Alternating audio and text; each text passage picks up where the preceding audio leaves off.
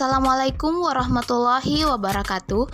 Perkenalkan, nama saya Aisyah Lambau dengan NIM 19040100117 dari Fakultas Ekonomi dan Bisnis Islam IAIN Palopo dengan jurusan Ekonomi Syariah 4E. Tujuan dari video ini yaitu untuk memenuhi tugas akhir mata kuliah aspek hukum ekonomi tentang substansi dari aspek hukum dalam ekonomi. Salah satunya ialah franchise atau waralaba. Franchise atau waralaba. Waralaba telah menjadi istilah yang sangat populer. Secara singkat, waralaba digunakan untuk menunjukkan apa yang sebelumnya sering disebut sebagai pengaturan lisensi. Dalam arti yang populer, ada karakter dagang di mana seseorang yang terkenal atau suatu karakter yang telah menciptakan memberikan lisensi kepada orang lain yang dengan lisensi tersebut mereka berhak untuk menggunakan sebuah nama. Menurut pasal 1 dalam Peraturan Pemerintah Nomor 16 Tahun 1997 tentang tata cara pendaftaran waralaba, pengertian waralaba atau franchise adalah perikatan di mana salah satu pihak memberikan hak untuk memanfaatkan dan atau menggunakan hak atas kekayaan intelektual atau kekayaan atau ciri khas usaha yang dimiliki pihak lain dengan imbalan berdasarkan persyaratan yang ditetapkan pihak lain tersebut dalam rangka penyediaan dan atau penjualan barang atau jasa. Waralaba berasal dari kata wara yang berarti lebih atau istimewa dan kata laba berarti untung. Jadi, waralaba adalah usaha yang memberikan keuntungan lebih atau istimewa. Waralaba bukanlah terjemahan langsung dari konsep franchise. Secara hukum, waralaba berarti persetujuan legal atas pemberian hak atau keistimewaan untuk memasarkan suatu produk atau jasa dari pemilik pewaralaba kepada pihak lain terwaralaba yang diatur dalam suatu peraturan. Dalam konteks bisnis, franchise berarti kebebasan untuk menjalankan usaha secara mandiri di wilayah tertentu. Sejarah perkembangan franchise. Kata franchise berasal dari bahasa Prancis kuno yang berarti bebas. Pada abad pertengahan, kata franchise diartikan sebagai hak utama atau kebebasan. Dalam sejarahnya, franchise terlahir di Inggris yang dikenal dalam aktivitas bisnis. Pada tahun 1840-an, konsep franchising berkembang di Jerman dengan memberikan hak khusus dalam menjual minuman yang merupakan awal dari konsep franchise yang kita kenal sekarang. Konsep franchise berkembang sangat pesat di Amerika. Dimulai pada tahun 1951, perusahaan mesin jahit Singer mulai memberikan distribution franchise yang dilakukan secara tertulis yang merupakan awal lahirnya perjanjian franchise modern. Franchise berkembang tanpa adanya peraturan dari pemerintah Amerika dan menimbulkan resiko besar dengan maraknya penipuan pada franchise. Sehingga dibentuklah The International Franchise Association atau IFA yang beranggotakan negara-negara di dunia dan berkedudukan di Washington DC. IFA didirikan dengan tujuan khusus untuk mengangkat pamor bisnis franchise dan mengadakan pelatihan khusus untuk meningkatkan citra franchise dan memperbaiki hubungan franchisor dan franchise. IFA membuat kode etik yang harus ditaati anggotanya dan bekerja sama dengan Federal Trade Commission atau FTC Amerika, dan pada tahun 1978 FTC mengeluarkan UFOC. UFOC merupakan dokumen yang harus dibuat oleh franchisor sebelum menjual bisnisnya dengan metode franchise. Di Indonesia, bisnis franchise sudah lama berkembang. Sebagai contohnya adalah pendistribusian minyak oleh Pertamina. Pada tahun 1996 tercatat telah ada 119 franchise asing dan 36 franchise lokal. Asas hukum kontrak umum dan Islam. Dalam perikatan Islam, yang pertama ada asas ilahiyah, yang kedua asas kebebasan, yang ketiga asas persamaan atau penyetaraan, Yang keempat, asas keadilan. Kelima, asas kerelaan. Keenam, asas kejujuran dan kebenaran.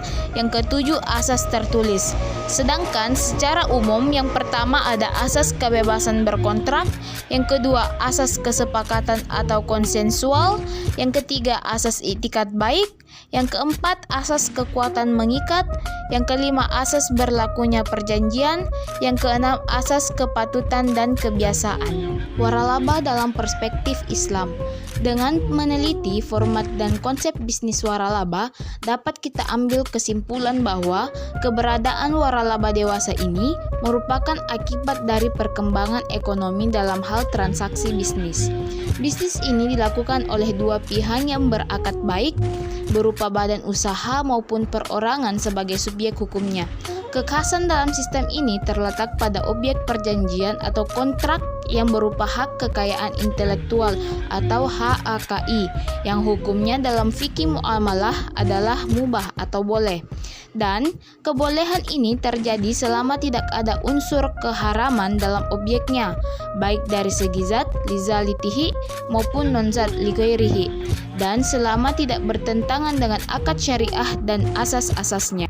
Objek dalam akad ini adalah hak kekayaan intelektual yang bisa dikategorikan ke dalam benda ain dan format bisnis yang berkategori dalam perbuatan atau fiil.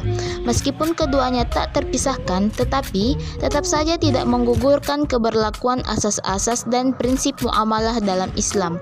Dalam hal ini, prinsip bisnis yang digunakan adalah ijarah atau sewa-menyewa. Franchisor adalah pemilik hak atas kekayaan intelektual yang dijadikan objek akad, dan pemanfaatannya adalah franchise.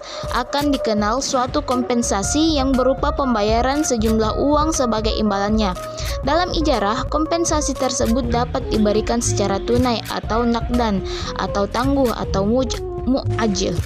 Mengenal jumlah imbalan selain itu dapat diketahui dengan perkiraan, dapat pula diketahui dari hasil penjualan produk atau royalti. Dari analisis yang ditemukan, akad dalam bisnis waralaba dapat berupa akad berbentuk ijarah, berprinsip tijarah dalam penjualan barang yang dikelola dan dipasarkan oleh penerima waralaba, dan dapat bersistem mudharabah sehingga ia berhak menerima nisbah dari investasinya atau menanggung resiko atas modal yang disertakannya. Kriteria bisnis waralabah berbasis syariah. Kriteria bisnis waralabah syariah diantaranya: 1. Menanamkan nilai keadilan dan kejujuran dalam setiap mekanisme bisnis waralabah yang dijalankan karena Allah telah memerintahkan hamba-hambanya untuk berbuat adil dan jujur. Yang kedua, dalam bisnis waralabah berbasis syariah diperlukan sistem nilai syariah sebagai filter moral bisnis yang bertujuan untuk menghindari berbagai penyimpangan moral bisnis atau moral hazard.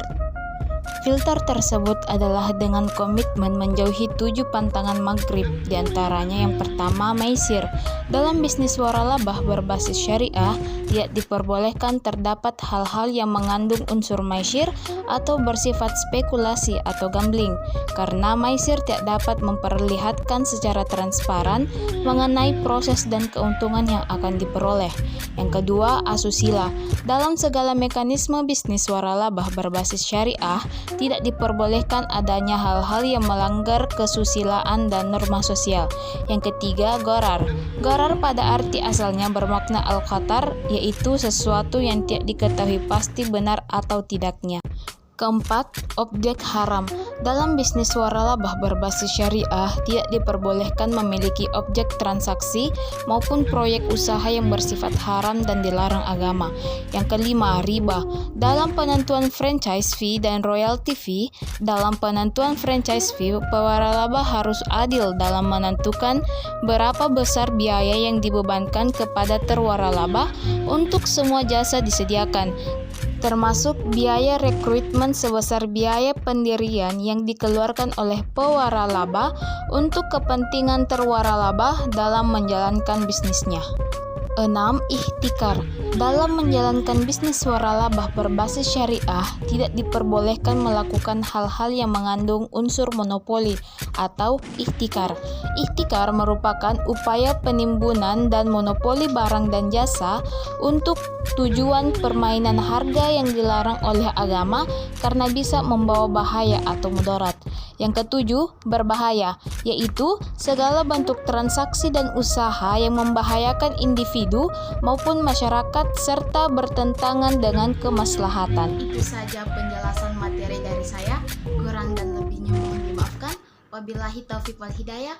Wassalamualaikum warahmatullahi wabarakatuh.